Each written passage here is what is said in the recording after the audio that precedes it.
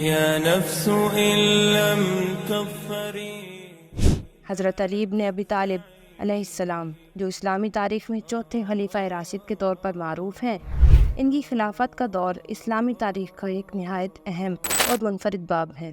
حضرت علی کی خلافت، ان کی خدمات اور ان کے اہم واقعات کی تفصیلات بیان کرنا ایک وسیع مضمون ہے، جس میں عدل و انصاف کی حکمرانی، علمی بصیرت اور اسلامی اصولوں کی پیروی شامل ہے۔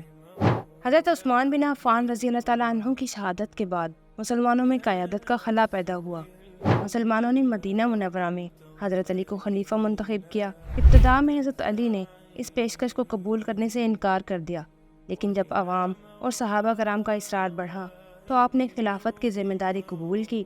خلافت کا عہدہ سنبھالتے ہی آپ نے عدل و انصاف کے قیام کا وعدہ کیا اور فرمایا کہ وہ صرف اللہ کے حکم اور رسول اللہ صلی اللہ علیہ وآلہ وسلم کی سنت کے مطابق حکومت کریں گے۔ حضرت علی کا دور حکومت عدل و انصاف کی حکمرانی کی عمدہ مثال ہے۔ آپ نے اپنے گورنروں کو سختی سے حکم دیا کہ وہ عوام کے ساتھ عدل و انصاف سے پیش آئیں اور کسی قسم کی ظلم و زیادتی نہ کریں۔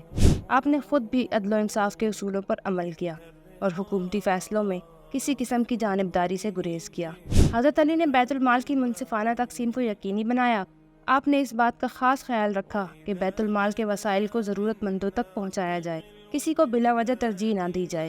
اس سے معاشرتی عدم مساوات کم ہوئی اور عوام کو حکومتی وسائل تک رسائی ملی۔ حضرت علی رضی اللہ تعالیٰ عنہ کی زندگی زہد و تقوی کی مثال تھی۔ آپ نے دنیاوی مال و متاع کی بجائے آخرت کی فکر کی اور اللہ کی رضا کے لیے زندگی گزاری۔ آپ کی عبادت، نماز، روزہ اور تقوی کی مثالیں آج بھی مسلمانوں کے لیے مشعل راہ ہیں۔ حضرت علی کی حکمت اور بصیرت کی مثالیں نہج البلاغہ میں ملتی ہیں۔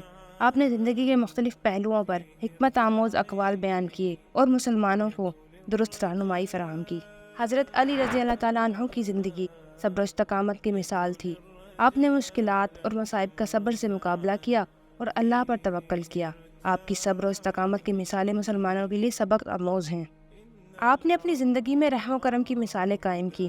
آپ نے اپنے دشمنوں کو معاف کیا، ان کے ساتھ حسن سلوک کیا۔ آپ نے اپنے ماننے والوں کو بھی رحم و کرم کی تلقین کی اور معاشرتی انصاف کو فروغ دیا۔ حضرت علی رضی اللہ تعالیٰ عنہ نے خلافت کے دوران متعدد اصلاحات کی جو معاشرتی انصاف کو فروغ دینے کے لیے تھیں۔ آپ نے گورنر اور حکومتی اہلکاروں کو سختی سے حکم دیا کہ وہ عوام کے ساتھ عدل و انصاف سے پیش آئیں۔ آپ نے اپنے گورنروں کے نام خط لکھے جن میں ان کو نصیحت کی کہ وہ عوام کی خدمت کریں اور ان کے حقوق کا خیال رکھیں۔ آپ نے بیت المال یعنی سرکاری خزانے کی منصفانہ تقسیم کو یقینی بنایا۔ آپ نے اس بات کا خیال رکھا کہ بیت المال کے وسائل کو عادلانہ طریقے سے تقسیم کیا جائے اور کسی کو بلا وجہ ترجیح نہ دی جائے۔ اس سے معاشرتی عدم مساوات کم ہوئی اور عوام کو حکومتی وسائل تک رسائی ملی۔ حضرت علی نے علمی مجالس کا اہتمام کیا، علم و حکمت کے فروغ کے لیے کوششیں کی۔ آپ کے دور میں کوفہ علمی مرکز بن گیا اور بہت سے علماء اور فقہاء نے آپ کے علمی فیض سے استفادہ کیا۔ آپ کی مجالس میں قرآن کی تفسیر، حدیث، فقہ اور اسلامی فلسفے پر بحثیں ہوتی تھی۔ حضرت علی نے عوام کی فلاح و بہبود کے لیے فقر و فاقہ کے خاتمے کی کوششیں کی۔ آپ نے زکوٰۃ اور خیرات کو صحیح طریقے سے تقسیم کرنے کی ہدایت دی تاکہ ضرورت مندوں کو ان کا حق ملے۔ حضرت علی نے قبائلی اختلافات اور دشمنیوں کا خاتمہ کرنے کی کوششیں کی۔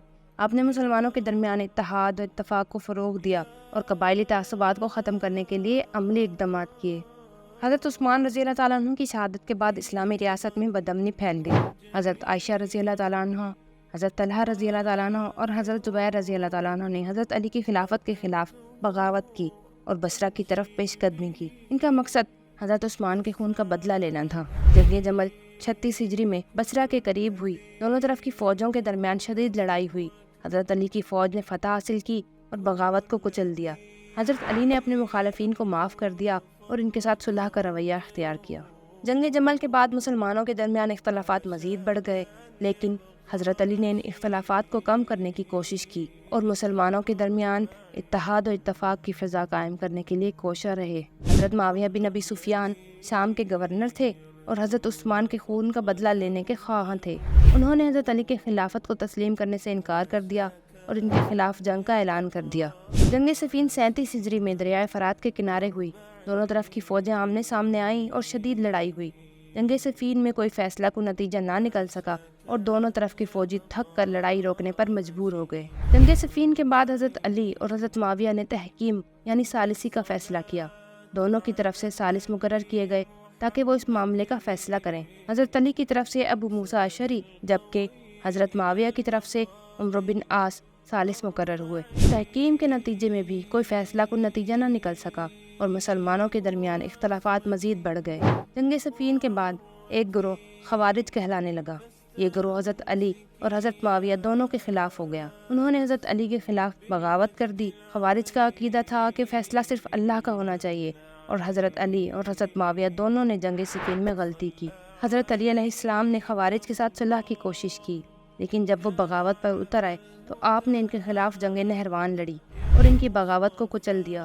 اس جنگ میں خوارج کی بڑی تعداد ماری گئی، لیکن کچھ لوگ بچ کر نکل گئے اور بعد میں انہوں نے حضرت علی علیہ السلام کے خلاف سازشیں جاری رکھیں۔ حضرت علی کی حکومت کا اختتام ایک المناک واقعہ پر ہوا۔ خوارج کے کچھ افراد نے آپ کے خلاف سازشیں کی اور عبد الرحمن ابن ملجم کو حضرت علی کو قتل کرنے کے لیے تیار کیا۔ 40 ہجری کو ایک خارجی عبد الرحمن ابن ملجم نے کوفہ کی مسجد میں نماز فجر کے دوران حضرت علی پر حملہ کیا۔ حضرت علی نے 2 دن بعد 21 رمضان المبارک کو شہادت پائی۔ آپ کی شہادت نے اسلامی دنیا کو صدمے میں ڈال دیا اور مسلمانوں کے درمیان اختلافات مزید بڑھ گئے۔ حضرت علی رضی اللہ تعالیٰ عنہ کا دور حکومت اگرچہ مشکلات سے بھرپور تھا، لیکن آپ کی عدل و انصاف پر مبنی حکمرانی اور اسلامی تعلیمات کی پیروی مسلمانوں کے لیے مشعل راہ بنی۔ آپ کی حکمت اور علمی بصیرت نے اسلامی فکر کو نئے زاویے دیے۔ آپ نے اپنے خطبات اور اقوال میں اسلامی اخلاقیات اور عدل و انصاف کے اصولوں کو اجاگر کیا۔ حضرت علی کا شمار اسلامی دنیا کے بڑے علماء میں ہوتا ہے۔ آپ نے قرآن کی تفسیر، فقہ اور اسلامی فلسفے میں گراں قدر خدمات انجام دیں۔ آپ کے خطبات اور اقوال کو نہج البلاغہ میں جمع کیا گیا ہے، جو اسلامی فکر کا ایک اہم حصہ ہے۔ حضرت علی نے اپنی شہادت سے قبل اپنے بیٹوں حضرت حسن اور حضرت حسین رضی اللہ تعالیٰ عنہ کو وصیت کی تھی کہ وہ امت مسلمہ کی خدمت اور اتحاد کے لیے کوششیں کرتے رہیں اور عدل و انصاف کا پرچم بلند رکھیں۔